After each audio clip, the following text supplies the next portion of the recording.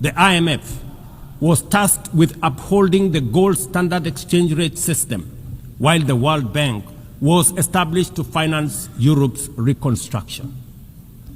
Both have since evolved into development finance institutions, but their structures, decision-making, and governance remains dominated by wealthy nations. Today, the global context is vastly different. The global standard collapsed 5 decades ago, and Europe has long since been rebuilt.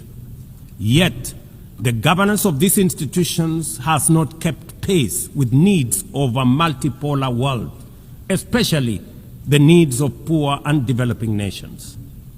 The mismatch between shareholders and stakeholders has become starkly visible.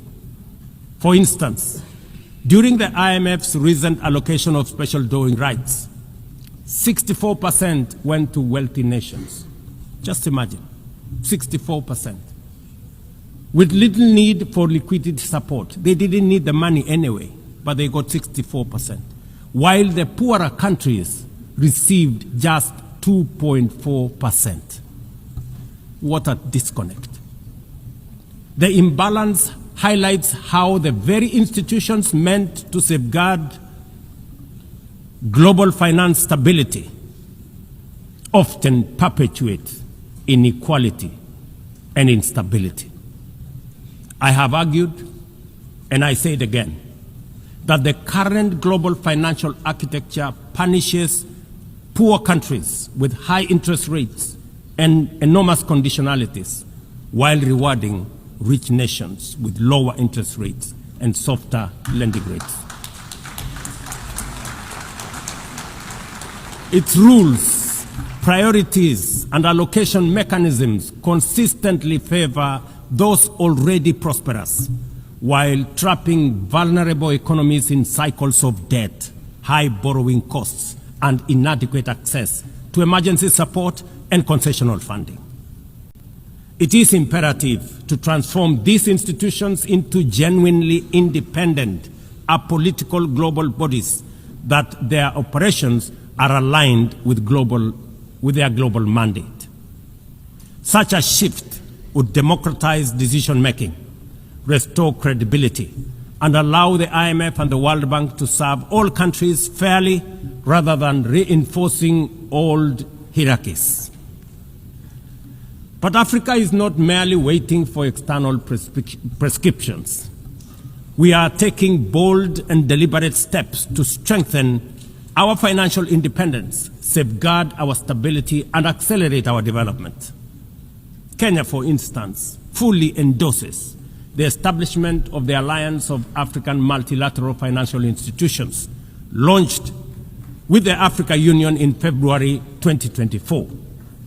This alliance brings together our homegrown banks, Afrexim Bank, the Africa Finance Corporation, the Trade and Development Bank, Shelter Afrique, Africa Re, Africa Development Bank, Africa Trade and Investment Development Insurance, and ZEPRI, institutions that embody Africa's determination to mobilize resources, finance trade, and build resilience on our own terms.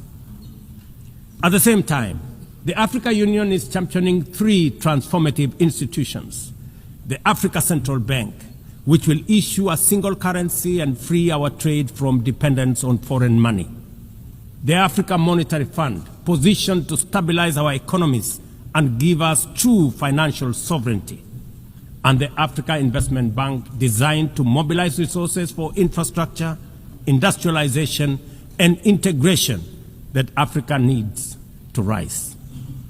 And to complete this vision, the Africa Credit Rating Agency, one that understands our realities, values our uniqueness, and tells our story with fairness and truth, has already been established.